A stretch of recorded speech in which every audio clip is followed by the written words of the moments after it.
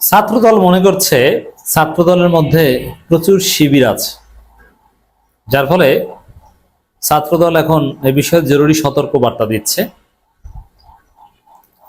ছাত্রদল বলছে অনুপ্রবেশকারীদের বিষয়ে সতর্ক থাকতে হবে। এখন ছাত্রদলের মধ্যে আর অনুপ্রবেশ করবে কে? শিবির।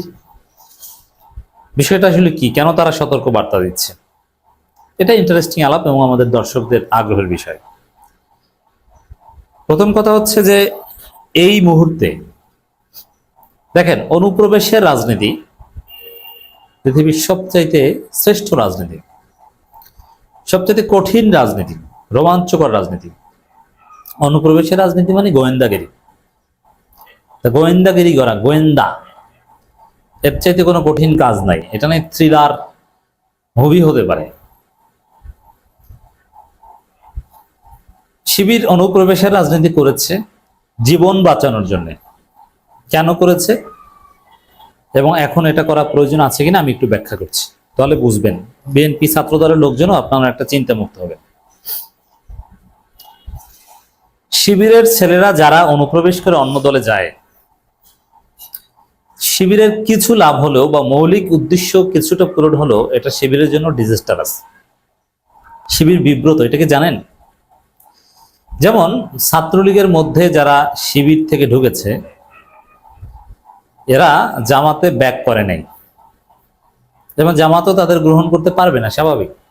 এবং তাদের যে আচার আচরণ, চরিত্র, মুআমালাত, মুআশারাত, ইবাদত, ইমানের যে লেভেল, সেটাও আওয়ামী মার্কা হয়ে গেছে। তারা অনেকে মদ খায়, আমি অনেককে চিনি নারীবাজি করে। মাদ্রাসা ছাত্র, শিবিরের সাবেক সাথী নামাজ পড়তো, এখন জুমার নামাজও পড়েন, আমি চিনি এখনো। এবং 5 আগস্টের পর তারা অনেকে জামাতের সাথে যোগাযোগ করেছিলেন যে এখন আমরা কি করবো, এখন কি আমরা জামাত করব? তখন তাদের চেহারা দেখে, বাস্তবতা দেখে জামাত তাদেরকে বলছে যে না, তোমরা এখনো আওয়ামী লীগ করো, 5 আগস্টের পরও আওয়ামী লীগ করো। কারণ এদের যে অবস্থা, তাতে জামাতে ফিরিয়ে নেওয়ার মতো কায়দা নেই। তাদের কাছ থেকে কিছু তথ্য পাওয়া আওয়ামী লীগের ভিতর, এই এতটুকুই লাভ। যার ফলে একটা মজার ঘটনা ঘটেছে, সেটা হচ্ছে যেমন আওয়ামী লীগ তো পালিয়েছে এবং আওয়ামী লীগ পালানোর পরে আওয়ামী লীগের ভিতরে শিবির, ছাত্রলীগের ভিতরে শিবির নিয়ে ব্যাপক আলোচনা হচ্ছে। কিন্তু মজার বিষয় হচ্ছে এই আওয়ামী লীগ পালানো বা নিষিদ্ধ অবস্থায় মোটামুটি যারা আওয়ামী লীগের হাল ধরছে, একটু কোনোভাবে আওয়ামী লীগকে একটু ধরে রাখার চেষ্টা করছে। এখন যারা করবে, যদি বাই চান্স আওয়ামী লীগ ফিরে আসে 15 বছর পর, তখন এরাই হবে আসল নেতা, ইতিহাসের পার্ট। এবং যারা এখন মোটামুটি দেশে, এমনকি বিদেশেও আওয়ামী লীগকে সংগঠিত করার চেষ্টা করছেন, তারা সাবেক শিবির। তাহলে বোঝা যায় যে আগামী 15-20 বছর পর যদি আওয়ামী লীগ ফিরে আসে বা নতুন কোনো ফর্মে আসে, তাহলে সে আওয়ামী লীগের নেতৃত্বে থাকবে সাবেক শিবির। কারণ এরা এখন এই দুঃসময়, জামাত বলেছে যে তোমাদের জামাতে নেওয়ার মতো কোনো পরিস্থিতি নাই, বরং তোমরা আওয়ামী লীগ করো, ওইটি তোমাদের জন্য ভালো হবে, ওইটি করছে। তো এখন আসেন যে প্রথমে যেটা আমি বোঝাতে চেয়েছি আলোচনার মাধ্যমে, শিবির তার জনশক্তি হারায় এবং শিবিরের জন্য লজ্জার বিষয় যে শিবির তার একজন জনশক্তিকে ছাত্রলীগে ঢুকিয়েছে। সে পরে এমন হয়েছে যে শিবির ওই ধরনের লোক তৈরি করতে চায় না, শিবির আদর্শ মানুষ তৈরি করতেছে, সে খারাপ মানুষ হয়ে গেছে। শিবির মূলত চায় যে শিবিরের টাচে থাকুক, নিয়মিত সাথী বৈঠকে আসবে, সদস্য বৈঠকে আসবে, রিপোর্ট রাখবে, ভালো মানুষ থাকবে, এর বাইরে ভালো মানুষ হওয়া সম্ভব না। সংগঠন ইনেকটিভ হয়ে গেলেই সে তার বিচ্যুতি হয়। এখন কেন শিবির অনুপ্রবেশের রাজনীতি করতে বাধ্য হয়ে? জীবন বাঁচানোর জন্য। মানে ক্যাম্পাসের বাস্তবতাটা ছিল এরকম, বিভিন্ন ক্যাম্পাসে। এটা শুরু হয়েছে জাহাঙ্গীরনগর বিশ্ববিদ্যালয় থেকে। শিবির মানেই হত্যা করা জায়েজ, শিবির মানে শিবির ধরতে পারলেই সাপের মতো পিটিয়ে মারো।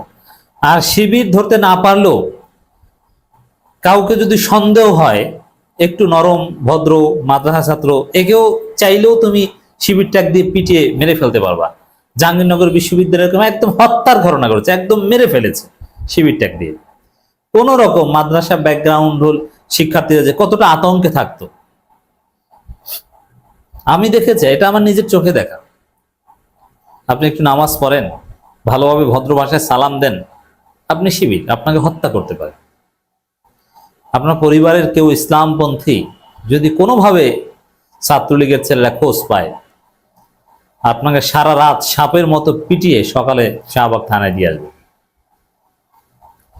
এবং এটা বিশ্ববিদ্যালয় প্রশাসনের যোগসাজশ, এটা বৈধ ছিল, প্রশাসনের বৈধতা ছিল।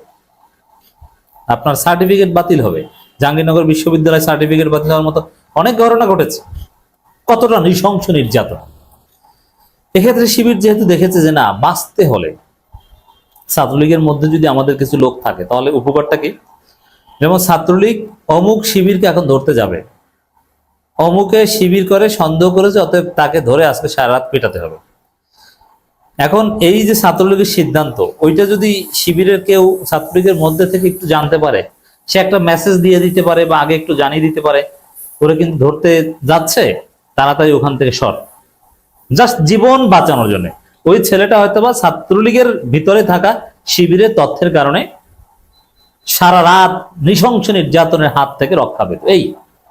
এবং এক্ষেত্রে শিবির কিছুটা সফল। শিবির অথবা সাংবাদিকদের দ্রুত খবর দেয়, সাংবাদিকদের সামনে পিটাপিটি কম হয়, এর জন্য দ্রুত সাংবাদিক খবর দেয়া, শিবির ধরছে, সাংবাদিক চলে আসে, ছাত্রলীগের ভিতরে থাকা শিবির সেই বলে দিল।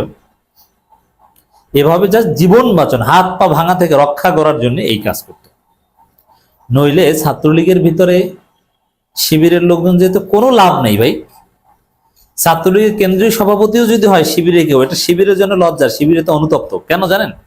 শিবিরের জনশক্তিটা হারিয়েছে। শিবির যাকে সাথী সদস্য বানায় চিন্তা থাকে যে একজন আদর্শ মানুষ হবে, সারা জীবন পেশাগত জায়গায় যেখানেই যাক ইসলামের পথে থাকবে। যে ছেলেটা ছাত্রলীগের নেতা হয় শিবিরের হয়ে, ও ইসলামের পথে আসে না, বেসিক্যালি খুব কম, দুই একজন আসে।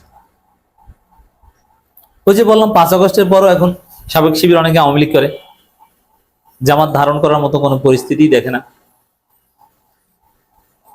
তো এই কারণে শিবির অনুপ্রবেশে রাজনীতি করত, যেটা ছাত্র দলও করত। ছাত্র দলের ছেলেরা হলে থাকার জন্য, সিট পাওয়ার জন্য বা মায়ের থেকে বাঁচাতে, অবশ্য ছাত্র দলের ছেলেদেরকে বেশিরভাগ সময় বাঁচাতো শিবিরের ছেলেরা, যারা ছাত্রলীগের ছেলেরা মায়ের থেকে বাঁচাতো। এটা ছাত্রদল জানে, তারপরও এখন শিবিরকে গুপ্ত গুপ্ত বলে। এখন ছাত্র দলের মধ্যে শিবির ঢুকবে কোন দুঃখে ভাই? ছাত্রদল কি এখন শিবির নির্যাতন করার দক্ষতা সক্ষমতা রাখে? যদি এরকম হয় যে বিএনপি ক্ষমতা আসে, ক্ষমতা এসে ছাত্রদল আবার সে গেস্ট রুম নির্যাতনের কালচার চালু করলো, আবার শিবির সন্দেহে নির্যাতন, শিবির ধরতে পারলে মায়ের, এরকম পরিবেশ যদি ছাত্রদল তৈরি করে, তখন শিবির বাধ্য হয়ে আবার ছাত্রদলও তাদের লোক ঢুকাতে পারে। নইলে শিবির কেন আপনাদের মধ্যে লোক ঢুকে? আপনাদের মধ্যে কোন মধু আছে, কি আছে বলেন তো? কিচ্ছু না। অতএব অনুপ্রবেশ নিয়ে ভয়ের কিছু নেই। তবে হ্যাঁ, ছাত্রদলের মধ্যে প্রচুর শিবির আছে, এটা আমি জানি। এটা কেন আছে, কিভাবে আছে, এই ব্যাখ্যাটা দিয়ে শেষ করছি। শিবিরের ঢাকা বিশ্ববিদ্যালয়ে অনেকে 1-1.5 বছর শিবির করার পরে একটু নতুন স্বপ্ন দেখে যে না, আমার একটু পাওয়ার দরকার। শিবির মানে তো আদর্শ চর্চা করা, দিনের পথে থাকা, না আমি একটু ক্ষমতা চাই, এরকম অনেকের মানসিক চিন্তার পরিবর্তন হয়। তারা কেউ কেউ নিজ উদ্যোগে ছাত্রলীগে যায়, কেউ ছাত্র ইউনিয়ন করে, বামপন্থায় যায়, কেউ ছাত্রদল করে। তা এরকম ক্ষমতার চিন্তা থেকে শিবির ছেড়ে, শিবিরের সাথে সম্পর্ক ছিন্ন করে অনেকে ছাত্র দলের নেতা হয়েছে। এটা আপনি নিষিদ্ধ করতে পারবেন না, বা এই জায়গায় আপনি বাধা দিতে পারবেন না। এই সংখ্যাটা প্রচুর, যে শিবিরে একসময় সাথে ছিল বা ইন্টারমিডিয়েট লেভেলের সাথে ছিল, বিশ্ববিদ্যালয়ে এসে ছাত্র দলের বড় নেতা। তামিল মিল্লাতে শিবির করতো, এখন ঢাকা বিশ্ববিদ্যালয়ে এসে ছাত্র দলের বড় নেতা। এটা আপনি কোশ্চিনকালও বন্ধ করতে পারবেন না। এটা আরো একটা ব্যাখ্যা আছে। ছাত্র দলের মধ্যে 5-6টা গ্রুপ, প্রত্যেকটা ইউনিটে। ওই গ্রুপিং এর অনেক নেতা পিওর ছাত্রদল, সে শিবির করে নাই। তারা শিবিরের কাছে অনেক সময় বলে যে ভাই, আপনাদের যদি ইনএক্টিভ কিছু লোকজন থাকে, যে সাথী বৈঠকে যায় না, ইনএক্টিভ, নতুন কোন রাজনৈতিক ধান্দা খুঁজছে, আমাদের কাছে দেন, আমরা বড় নেতা বানাই দিই। এরকম কালচার ছাত্র দলে আছে। এর মানে ছাত্র দলের আর একবার শিবিরের সাথী যে হয়, তার প্রতি সবার একটা আকর্ষণ থাকে যে এই ছেলে তো যোগ্য, এই ছেলে সামাজিক, এই ছেলে সাংগঠনিক দক্ষতা রাখে, এই ছেলে পারবে, এর মধ্যে নেতৃত্বের গুণাবলী আছে। শিবির তাকে এটা তৈরি করে দিয়েছে। তো ওই ছেলে শিবিরের সাথে সম্পর্ক ছিন্ন করে ইনএক্টিভ হয়ে যদি ছাত্র দলে আসে, এই জন্য তাহলে ছাত্র দলে লাভ আছে। এই জন্য ছাত্র দলের যে বড় নেতা, যেমন কেন্দ্রীয় সভাপতি, সেক্রেটারি, সিনিয়র সহসভাপতি, সাংগঠনিক সম্পাদক, এই সুপার ফাইভের নেতারা শিবিরকে অনেক সময় বলে যে তোমাদের ইনএক্টিভ লোকজন থাকলে আমাদেরকে কিছু দেওয়া, পোস্ট পজিশন বানিয়ে নেতা বানাই দিই, এবং তারা সাবেক শিবির জেনেই নেতা বানিয়ে দেয়।